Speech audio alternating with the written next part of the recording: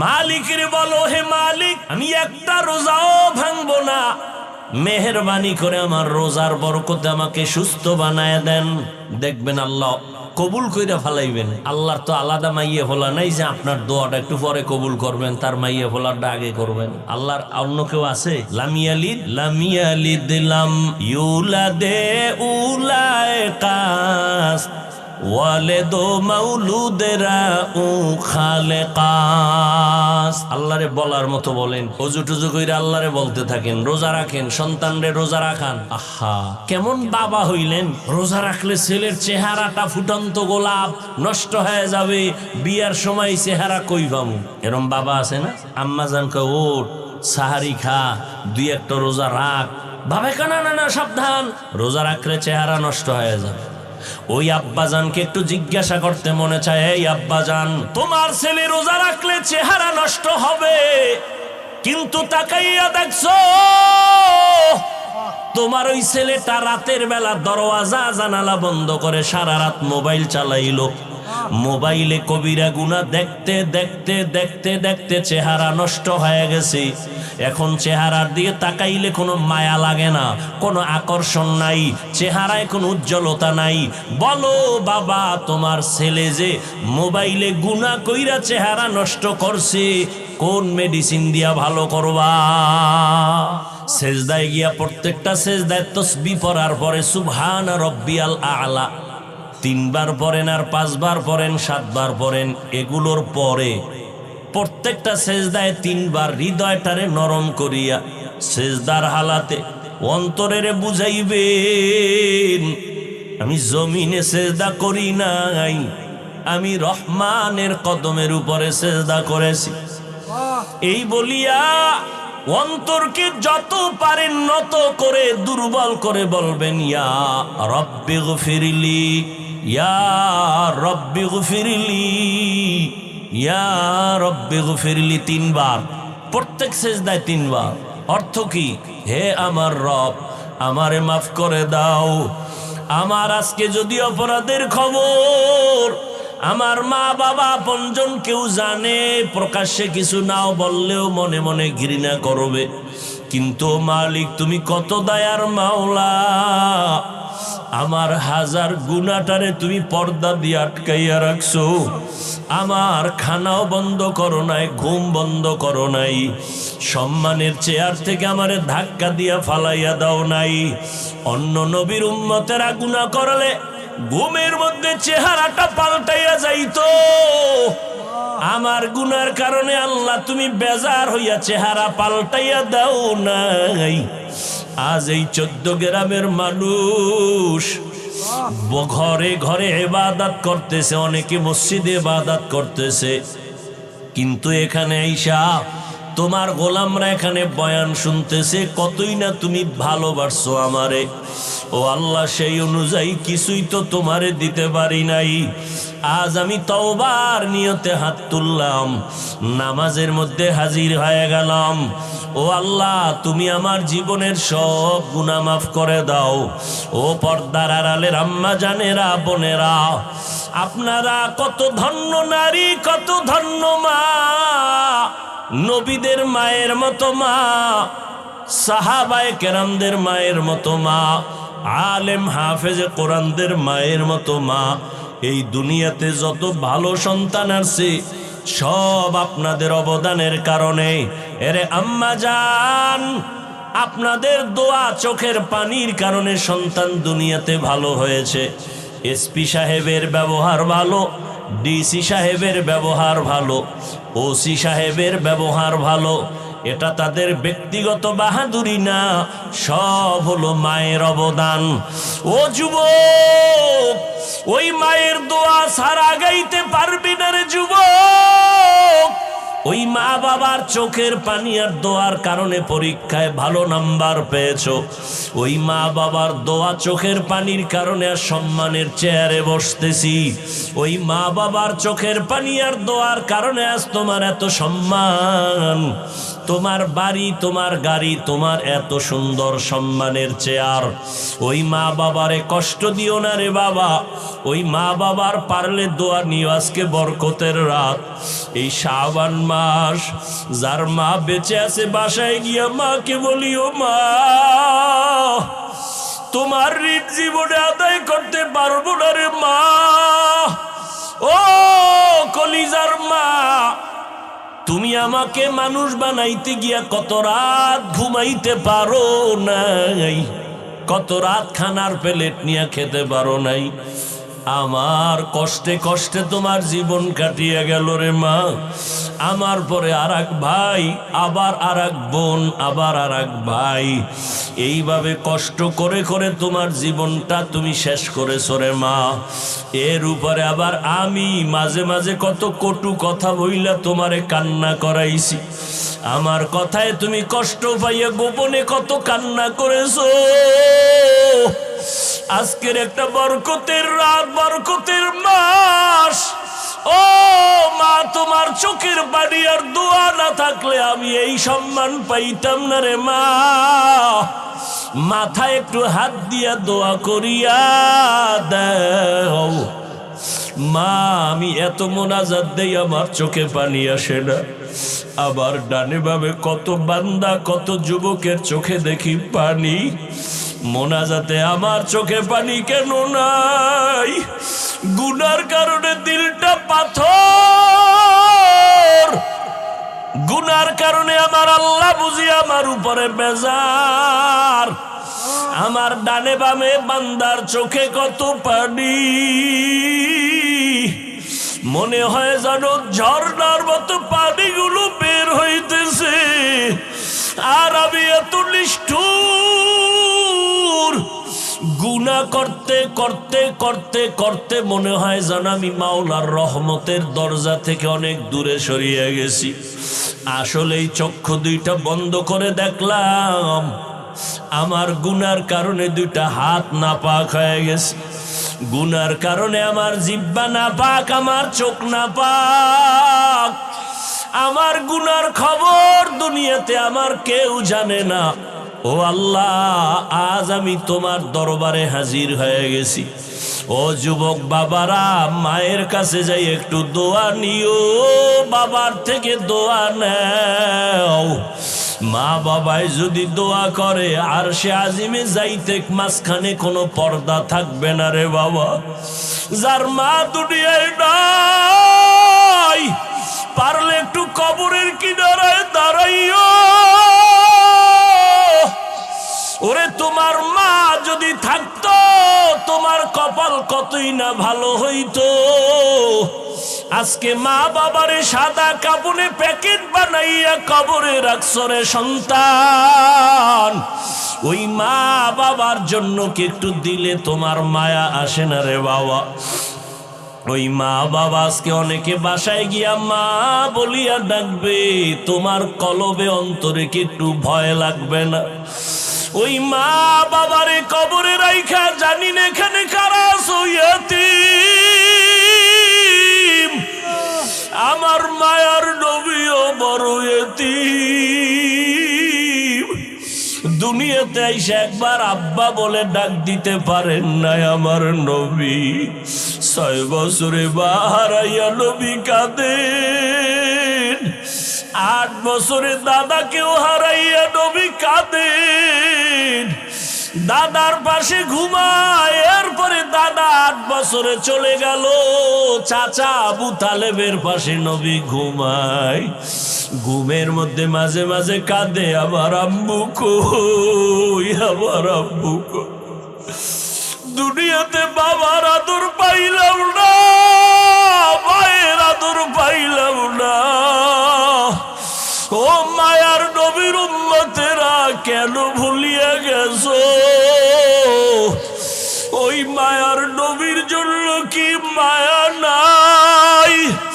ওরে ময়দানে বইয়া একটু চোখের পানি ছাড়ো। যদি কান্না না আসে তোমার, ডানে বামে দেখো কার চোখে পানি বের হয়ে গেল। হাতটা বাড়াই একটু দোয়া চাও। খোদার কসম, কান্নাওয়ালার দোয়া খালি ফেরত যাবে। ও আল্লাহর বান্দারা, যাদের চোখে পানি, আমিও আপনাদের কাছে দোয়া চাই। এই ময়দানে বোধহয় আমার মতো হতভাগা কেউ নাই, আমার মতো গুনাহগার কেউ নাই। এই চেয়ারে বসিয়া বয়ান করার আমার ইলম নাই, কিছুই নাই রে বাবা। আপনাদের কাছে একটু দোয়া চাই, কান্নাওয়ালা ভাইর একটু দোয়া করিয়েন। আমাদের কপাল বুঝি খারাপ, গুনার কারণে আল্লাহ বুঝি বেজার, চোখে পানি নাই। ও দুনিয়ার মানুষ, সমস্ত নবীরা কান্না করে করে কবরে গেলেন, সমস্ত সাহাবায়ে কেরাম কান্না করে করে কবরে গেলেন। ও আল্লাহর গোলাম, ও যুবক, দুনিয়ার ঘরে আগুন লাগলে পানি ছাড়া ঠান্ডা করা যায় না। গুনার কারণে জাহান্নামের আগুনও যদি থাকে, পানি ছাড়া ঠান্ডা হবে না। তবে দুনিয়ার আগুন বৃষ্টির পানিতেও ঠান্ডা করা যায়, নদীর পানি পুকুরের পানি দিয়েও ঠান্ডা করা যায়। আর গুনার কারণে যে জাহান্নামের আগুন, ওই জাহান্নামের আগুন দুনিয়ার কোনো পানিতে ঠান্ডা হবে না। ওই জাহান্নামের আগুন ঠান্ডা করার একমাত্র পানি হলো চোখের পানি। ওরে আল্লাহর বান্দারা, দুইটা চক্ষু বন্ধ করে একটু কান্না করো। কান্না না আসলে কান্নার বাহানা করো, তাতেও সওয়াব। আমার আল্লাহকে মনে মনে বলো, হে আল্লাহ, কান্নাওয়ালা চক্ষু দান করো, কান্নাওয়ালা চক্ষু দান করে দাও। ওরে যার মা বাবা নাই, একবার আলহামদু সূরা কুল হু আল্লাহ 3 বার দরুদ শরীফ পড়িয়া দোয়া করিও। আর যার মা বাবা বেঁচে আছে, দোয়া নিতে ভুল করবা না রে বাবা। ও যুবকেরা, মা বাবার দোয়া নিয়ে আগাও। মাকে যদি বলো, মা আমার মাথায় হাত দিয়ে একটু দোয়া করিয়া দাও, মায়ের কলিজাটা ঠান্ডা হয়ে যাবে। মা তখন চোখের পানি ছেড়ে বলবে, বাবা আয় আয়, আমি তোর উপরে কোনোদিন কোনো কষ্ট রাখি না রে বাবা, আমি কলিজা দিয়া দোয়া করিয়া গেলাম। ও যুবকেরা, ওই মায়ের না জানি কারা কাঁদাইছো, ওই মায়ের না জানি কারা কষ্ট দিছ। পায়ে হাত রেখে বলে গেলাম, ক্ষমা চাইও। মা বাবারে কষ্ট দিয়ে আজকে সারা রাত কানলেও মাওলায় মাফ করবে না। অতএব ওই মা বাবার দোয়া নিয়ে আগাও, মাওলার কাছে তওবা করি। ওরে বাবা, পরিণাম ফল তার জেলখানা, পরে ফাঁসি। এই একটা মানুষে ভাবে না যে ওই যুগ নাই, কেউ অপরাধ করে পার পাবে না, যত বড় কিছু হোক, ও সরকার দলের হোক আর বাইরের হোক, সীমা লঙ্ঘন করার পরে দুনিয়াতেই ধরা খাইতেছে। যাদের ছায়ায় আছে তারাই ওরে ধরতেছে।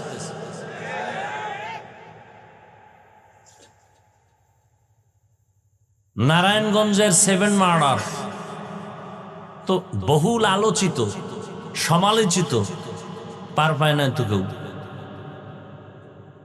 এটার কারণ কি জানেন? রসুলের একটি হাদিস আছে, নবীজি বলেন, ইসনানি ওয়াজ্জিলুহুমাল্লাহু ফিদ দুনিয়া আল বাগয়ু ওয়া হুকুকুল ওয়ালিদাইন। দুইটা অপরাধ আছে, এই দুইটা অপরাধ এমন যা দুনিয়াতে করলেই শাস্তি শুরু হবে মরার আগেই।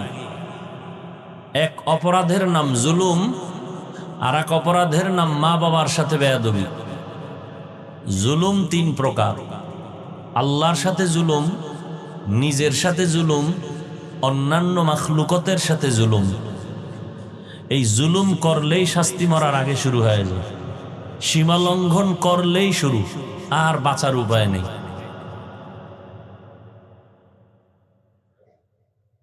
এইভাবে ধর্মীয় লাইনেও কেউ কিছু গায়ের জোরে করে যাবে, সেই দিন আর নাই। এখন সবাই সচেতন, কোরআন হাদিসের সঠিক দলিল আমাদের সামনে পেশ করতে হবে। এগুলো না শুনে শুধু মোহাব্বত করা, এটাকে বলে অন্ধ ভক্ত। অন্ধ ভক্ত হওয়া ঠিক না। চোখ কান খোলা রেখে ভক্ত হতে হবে। অনেকে বলে এত বড় হুজুর, সে কি ভুল করতে পারে? আমি বলি এত বড় হুজুর, শয়তান কি তাকে ধোঁকা দিতে পারে? পারে। তাহলে হুজুরে ভুল করতেও পারে। সোজা হিসাব, কোনো প্যাচ নেই, হিসাব সোজা। তার মানে যে তার বিরুদ্ধে যাব না, সচেতনতার সাথে মোহাব্বত করব, অন্ধের মতো না। কি নামাজে আপনার কঠিন কলিজার মুরব্বী দাঁড়াইছে, ইমাম, আপনি পেছনে মুক্তাদি, আপনার পীর সাহেব, না হয় আপনার কলিজার শিক্ষক, না হয় আপনার বাবা। নামাজের মধ্যে ভুল হতে পারে, পারে না? এখন ভুল হইয়াই গেছে। এখন আপনার শিক্ষক, আপনার পীর অথবা আপনার আব্বাজান ভুল করছে, আরে কেমনে লোকমা দেই, এটা বেয়াদবি না? কি নামাজের ইমামতিতে আব্বায় ভুল করলে এখন লোকমা দেওয়া বেয়াদবি না? দিতেই হবে। আচ্ছা, লোকমা দেওয়ার পরে যদি আব্বায় না মানে, তাহলে নামাজ ছেড়ে দিতে হবে, নামাজ ছেড়ে দিতে হবে। এখন ভুল ধরাইয়া দেওয়া, লোকমা দেওয়া, এটাকে যদি কেউ মনে করে এটা একটা পোলা হইল, এটা একটা ছাত্র, কত বড় বেয়াদব যে ওস্তাদের ভুল ধরে ফেলাইছে, তাও নামাজের ভিতরে, কত বড় হিংসুক। কি বলবেন, হিংসা করছে না সওয়াবের কাজ করছে? এই একটা পয়েন্ট বলে দিলাম। আমরা কারো বিষয়ে কিছু যদি ইশারা ইঙ্গিতে বলিও, তাকে ছোট করা বা হিংসা নয়, উম্মতকে বাঁচানো, জাহান্নাম থেকে বাঁচানো, সতর্ক করা আমাদের উদ্দেশ্য। নবীজি ভণ্ড বাতিলের বিরোধিতা করেন নাই? সাহাবায়ে কেরাম করেন নাই? তাহলে বাতিলের বিরোধিতা করা অথবা আপনের মধ্যে কোনো ভুল করলে ধরাইয়া দেওয়া, এটা সুন্নতে নববী। আল্লাহ আমাদের সবাইকে কবুল করেন।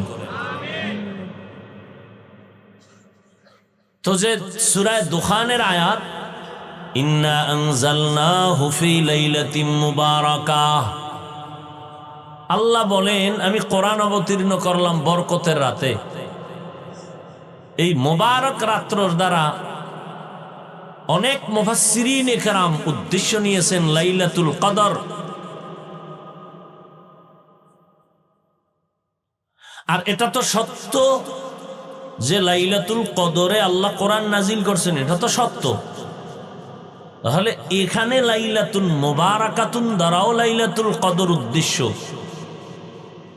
কিন্তু ভিন্ন মুফাসসিরিনে কেরামরা বলেছেন না, এখানে লাইলাতুল মুবারাকা অর্থ হলো লাইলাতুল বারাআত, যেটাকে আমরা শবে বরাত বলি।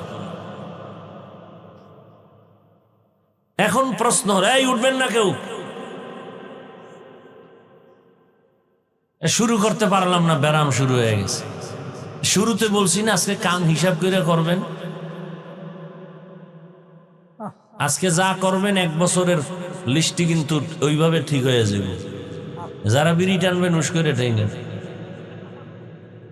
এক বছরের হিসাব।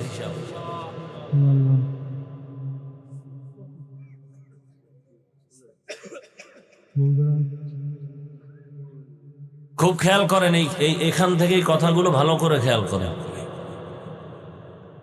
তাহলে লাইলাতুল মুবারাকার দ্বারা উদ্দেশ্য শবে বরাত, লাইলাতুন নিসফি মিন শাবান।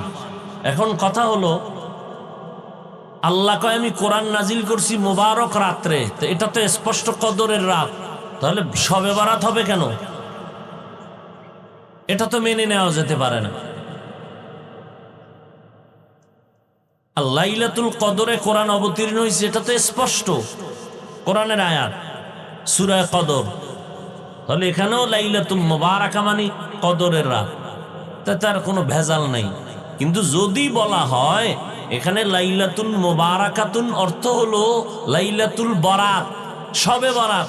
তাহলে প্রশ্ন, কোরআন নাজিল হইল কদরে, এটা বাস্তব, তাহলে বরাতেও নাজিল হইল, তার মানে কি? প্রশ্ন হয় না?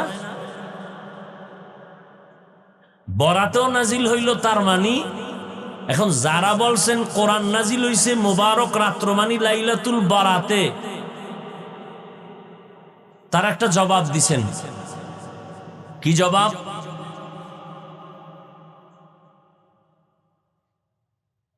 যে দুনিয়া, একটা উদাহরণও টেনেছেন, দুনিয়ার যারা দেশ পরিচালনা করেন তারা কোনো কিছু সমাজে বাজেট যখন করেন কোনো বিষয়ের, কোনো কাজের, ওই বাজেট করার ক্ষেত্রে তারা পূর্ব প্রস্তুতি একটা মিটিং করেন, সিদ্ধান্ত নেন, বাস্তবায়ন পরে হয়। সিদ্ধান্ত আগে হয়, বাস্তবায়ন।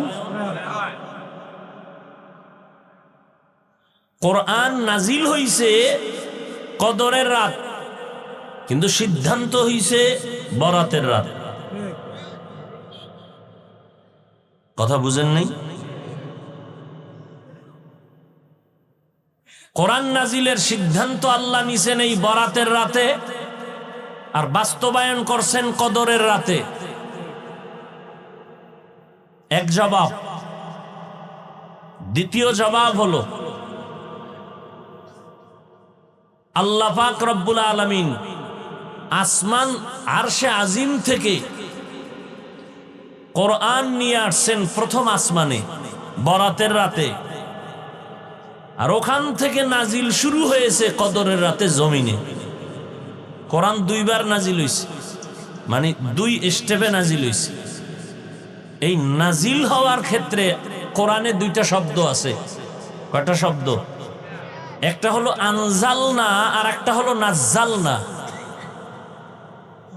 আনজালনা মানে একবারে অবতীর্ণ করা, নাজ্জালনা মানে বারবার অবতীর্ণ করা। আল্লাহ কোরআন অবতীর্ণ করছেন বারবার, না একবার, বারবার। তাহলে বারবার যদি হয় তো আনজালনা মানে একবার, একবারের তর্জমা কি হবে? আর একবারেই যদি কোরআন নাজিল হয় তো নাজ্জালনার অর্থ কি হবে? কারণ কোরআন নাজিলের ক্ষেত্রে দুটোটা শব্দ আছে। ইন্না আনজালনাহু ফি লাইলাতিল কদর ওয়া মা আদরাকা মা লাইলাতুল কদর লাইলাতুল কদরি খায়রুম মিন আলফি শাহর। তা আনজালনা মানে একবার নাজিল করা, অবতীর্ণ করা। আবার বারবার হলো নাজ্জালনা। আল্লাহ সূরা বানী ইসরাঈলে বলেন, وَنُنَزِّلُ مِنَ الْقُرْآنِ مَا هُوَ شِفَاءٌ وَرَحْمَةٌ لِّلْمُؤْمِنِينَ وَلَا يَزِيدُ الظَّالِمِينَ إِلَّا خَسَارًا وَنُنَزِّلُ مِنَ الْقُرْآنِ, আমি কোরআন থেকে বারবার অবতীর্ণ করেছি। নাজ্জালনা মানে বারবার অবতীর্ণ করা, আনজালনা মানে একবার অবতীর্ণ করা। একবার যদি সত্য হয় তো নাজ্জালনার অর্থ কেমনে হবে? আর নাজ্জালনাই যদি সত্য হয় তো আনজালনার অর্থ কি হবে? মুফাসসিরিনে কেরাম বলেন দোনোটাই সত্য। আপনি মিথ্যা বলার উপায় আছে না। এবার তদবিক দিতে হবে, সামঞ্জস্য করতে হবে, দোনোটাকে মিলাইতে হবে, দুইটা দ্বিমুখী অর্থ। মুফাসসিরিনে কেরাম বলেন, ইন্না আনজালনাহু ফি লাইলাতিল কদর, আনজালনা একবারে আল্লাহ কোরআন অবতীর্ণ করেছেন। আরশে আজিম থেকে প্রথম আসমানে আল্লাহ পাক পুরা কোরআন একবারে নাজিল করেছেন। আনজালনা, নাজ্জালনা মানে বারবার। আল্লাহ পাক প্রথম আসমান থেকে জমিনে আমার নবীর কাছে কোরআন অবতীর্ণ করেছেন বারবার, 23 বছর লাগাইয়া। এই জন্য বলা হলো নাজ্জালনা। ওয়া নুনাজ্জিলু মিনাল কুরআন মা হুয়া শিফাউন ওয়া রাহমাতুল লিল মুমিনিন।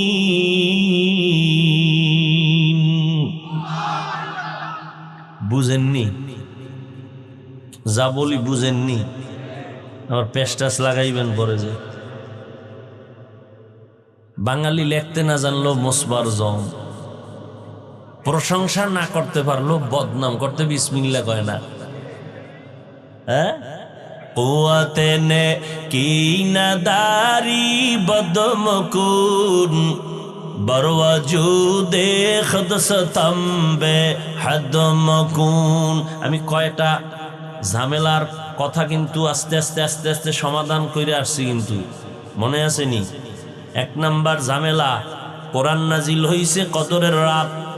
তাহলে এখানে মুফাসসিরিনে কেরাম যারা নিলেন লাইলাতুল মুবারাকা মানে বরাতের রাত, একটা প্রশ্নের সমাধান দিছি,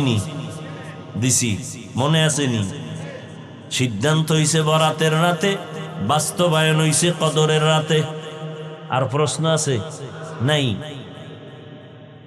এইবার কইবেন তাহলে এই যে বুঝলাম, ঠিক আছে, কোরআন নাজিল, সিদ্ধান্ত নিছেন বরাতের রাতে, বাস্তবায়ন হইছে কদরের রাতে, ঠিক আছে, তা কদরের রাতের মর্যাদা বরাতের রাতের এত মর্যাদা কেন? এদিন তো আর সিদ্ধান্ত না হইছে মাত্র, তাহলে এই রাতের তো আর মর্যাদা এত হতে পারে না। এবার আসেন মর্যাদার বিষয়, রাসূলের হাদিস টানেন। عن علي رضي الله تعالى عنه عن النبي صلى الله عليه وآله وسلم إذا كانت ليلة النصف من شعبان فقوموا ليلها وصوموا نهارها। আলী রাদিয়াল্লাহু তাআলা আনহু বলেন, আলীকে জানেননি? প্রথম অবস্থায় নবীর চাচাতো ভাই, পরবর্তীতে রাসূলের সাহাবী, এর পরের স্টেপে রাসূলের দেখছেননি? নবী বলেন, আমার সাহাবীর দাম কত? আসহাবী কান্নুজুম, আমার এক একজন সাহাবী আকাশের নক্ষত্রের মতো সমতুল্য। সুবহানাল্লাহ তো বলছেন। যদি জিজ্ঞেস কি বুঝছেন, কি বুঝি না, এটাও বুঝি। এলমেরা এজাজু করদন বেহিসাব খলকেরা দাদন জওয়াবে বাসওয়াব। এক একটা সাহাবী এক একটা নক্ষত্রের সমতুল্য। আরবের মানুষগুলো যেই চরিত্রের, আমার আল্লাহ ওই চরিত্রের সামঞ্জস্যতার মোকাবেলায় জবাব হিসাবে আল্লাহ নবী পাঠান, নবীকে দিন দান করেন। যেই যুগের মানুষ যেই অভ্যস্ত যেই চরিত্রের, ওই চরিত্রের মোকাবেলা করার জন্য ওই পরিমাণ অস্ত্র, ওই পরিমাণ বুদ্ধি, হিকমত দিয়ে আল্লাহ নবী পাঠান। রহমতের নবী আসছেন, এরা পাখি উড়ায়, পাখি উড়তে গিয়া যদি ডানে যায় মনে করে কল্যাণ, বামে গেলে মনে করে অকল্যাণ। আকাশের তারকা দেখে দেখে ভাগ্য গণনা করে, আকাশের নক্ষত্র দেখে দেখে কপাল খুলে দেয়। নক্ষত্র ঠিক লাইনে আছে তো আমার কপাল ঠিক। নবীজি বলেন, আমার সাহাবী এক একটা নক্ষত্র। ও মুমিন, তোমার কপাল যদি ঠিক করতে চাও, সাহাবীর আদর্শ তুমি মানবা। ঠিক যদি মানো, তোমার জীবনটাও ঠিক। আল্লাহর কোরআন আপনি মানবেন কিনা সেটা আপনার ব্যাপার। সাহাবাদের দাম কত? পুরা কিয়ামত পর্যন্ত আনেওয়ালা উম্মতের তারা আদর্শ। আমিনু কামা আমানান নাস। আপনার ইমান ভালো না খারাপ, একুরেট না ভেজাল, এটার স্কেল হলো সাহাবাদের ইমান। সাহাবায়ে কেরামের ইমান ভালো করে মনে রাখবেন, ভুলে গেলে লিখে রাখবেন। সমস্ত সাহাবায়ে কেরাম জান্নাতি। সুবহানাল্লাহ না? সমস্ত সাহাবায়ে কেরাম জান্নাতি। কেউ বলতে পারবেন কোন সাহাবী জাহান্নামী? বলেন তো একজন দাঁড়ায় যে অমুক সাহাবী জাহান্নামী। দেখি আপনার সাহসটা কত। এক আওয়াজ, সব সাহাবায়ে কেরাম জান্নাতি।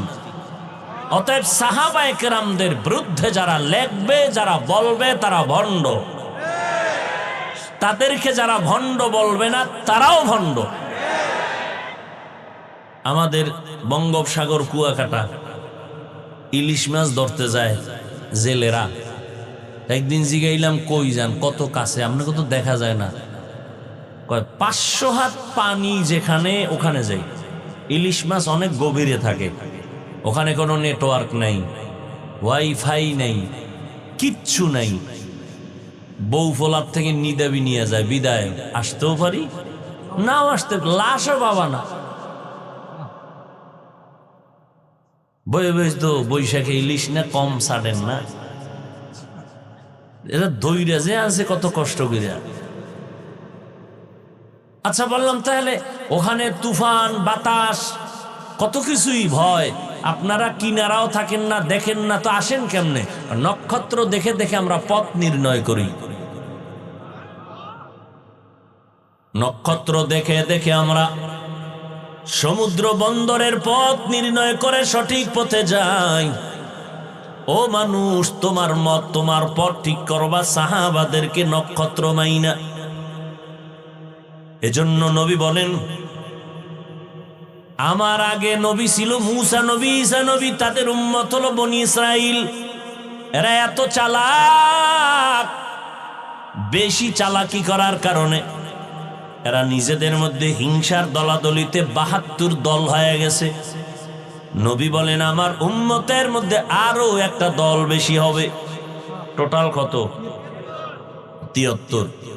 কুল্লুহুম ফিন্নার, সব জাহান্নামে যাবে, সব ইল্লা মিল্লাতান ওয়াহিদা, এক দল জান্নাতে যাবে, এক দল জাহান্নামে যাবে না। কিলা মান হিয়া ইয়া রাসূলুল্লাহ, নবীজিকে সাহাবায়ে কেরাম বললেন যেই দলটা নাজাত পাবে জান্নাতে যাবে 73 মধ্যে ওই দলটার পরিচয় দেন। ক্বালা, নবী বললেন মা আনা আলাইহি ওয়া আসহাবি, আমি মুহাম্মদ যেই আদর্শের উপরে আছি এটা মানলেই জান্নাতে যাবা, এডু বললেই তো হইতো। নবী এতটুকুই বলেন নাই, নবী বলেন আমি মুহাম্মদ যে আদর্শের উপরে আছি, আমার সাহাবায়ে কেরাম যে আদর্শের উপরে আছে, এই দোনোটার উপরে যারা জীবনকে পরিচালনা করবে তারা জান্নাতে যাবে। সাহাবায়ে কেরামের মূল্য আছে না নাই? সাহাবায়ে কেরাম সকল মুমিনের ঈমানের স্কেল। আমিনু কামা আমানান নাস। তাহলে লাইলাতুল বারাতের বরকত, পয়গম্বরের একজন নক্ষত্র, একজন সাহাবী, একদিকে তার চাচাতো ভাই, অপর দিকে তার সাহাবী হযরতে আলী 7 বছর থেকে 12 বছর, এর মধ্যে নবীর হাতে হাত লাগাইছেন। কয় বছর থেকে? 7, কেউ বলছেন 12, কেউ বলছেন 10। এই বয়সে গিয়া নবীর হাতে কালেমার পতাকা উড্ডীনের শপথ নিলেন হযরত আলী। এখন চাচতো ভাই ছিল, এখন কালেমার শপথ নেওয়াতে কি হইছে? সাহাবী। এরপরে হবে কি? জামাতা হবেন। তাও কেমন জামাই? নবীর কলিজা হলো ফাতেমা রাদিয়াল্লাহু আনহা। নবীর 4 কন্যা, এর মধ্যে কলিজা, নবীকে আমার কলিজা কে? ফাতেমা রাদিয়াল্লাহু আনহা। বর্তমান দুনিয়াতেও রহমতের নবীর আওলাদ আর বংশধারাটা এখনো বেঁচে আছে, ধারাটা চলতেছে ফাতেমা রাদিয়াল্লাহু আনহার দ্বারা। নবী বলেন যে ফাতেমারে কষ্ট দাও, সে আমি মুহাম্মদের এই কষ্ট দাও। ওই ফাতেমাকে রহমতের নবী চয়েস করে হযরত আলীর হাতে দিলেন। আলীর ব্যাপারে নবী বলেন আলীর মেধা কত জানো, আলীর দাম কত জানো? আনা দারুল হিকমা ওয়া আলিয়ুন বাবুহা, আমি মুহাম্মদ হলাম ইলম ও হিকমতের ঘর, আর এই ইলম ও হিকমতের ঘরের দরওয়াজা হলো আমার আলী।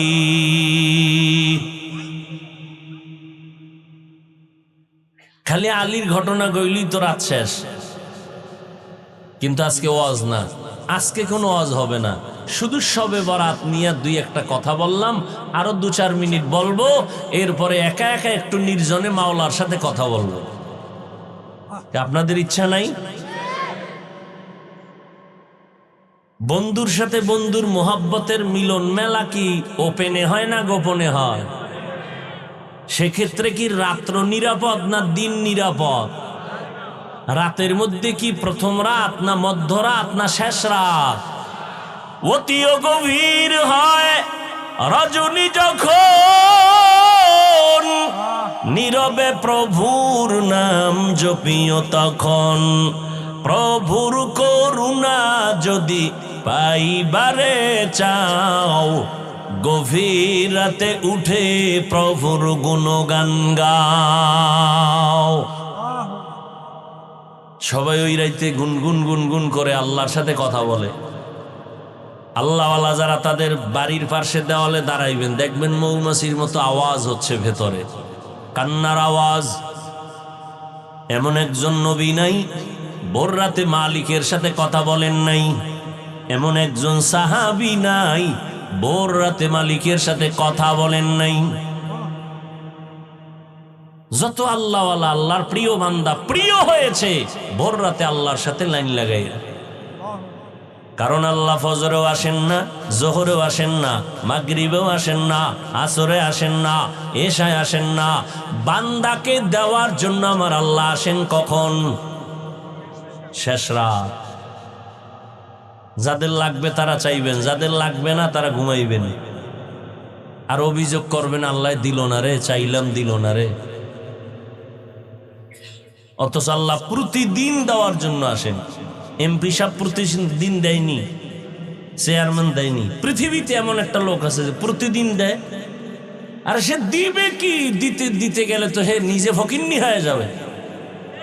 আর আমার আল্লাহ তো প্রতি মুহূর্তে দিবেন, কারণ আল্লাহর কোনো অভাব। ইয়া আইয়ুহান নাস আনতুমুল ফুকারাউ ইলাল্লাহ ওয়াল্লাহু হুয়াল গনিয়্যুল হামিদ।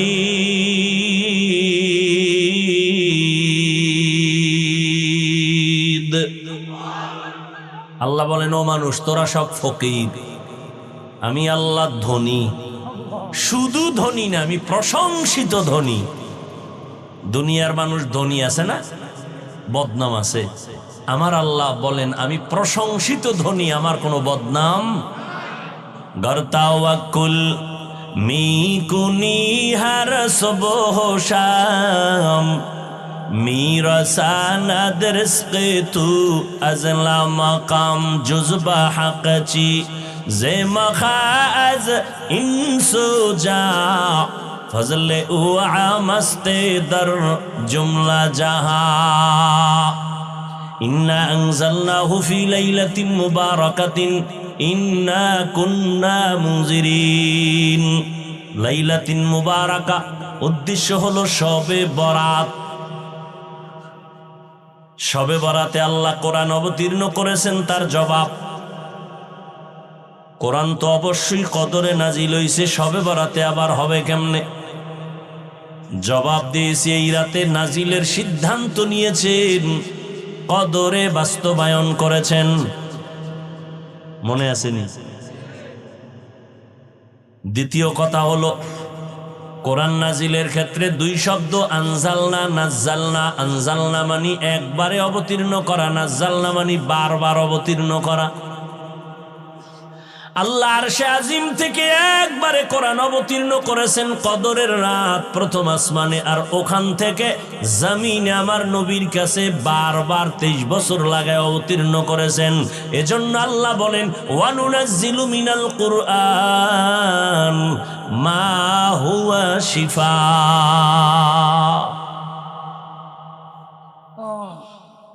বরকতের রাত এটা কেমনে বলে হাদিসে হযরত আলী বয়ান করতেছেন। নবী বলেন তোমরা যখন লাইলাতুন নিসফি মিন শাবান, শাবানের মধ্যরাত্র পাইবা, উমু লাইলাহা, রাতের বেলা দাঁড়ায়া আল্লাহর দণ্ডায়মান থাকো ইবাদতের মাধ্যমে। ফাসুমু ইয়াউমাহা ওয়াসুমু নাহারাহা, পরের দিন তোমরা রোজা রাখো।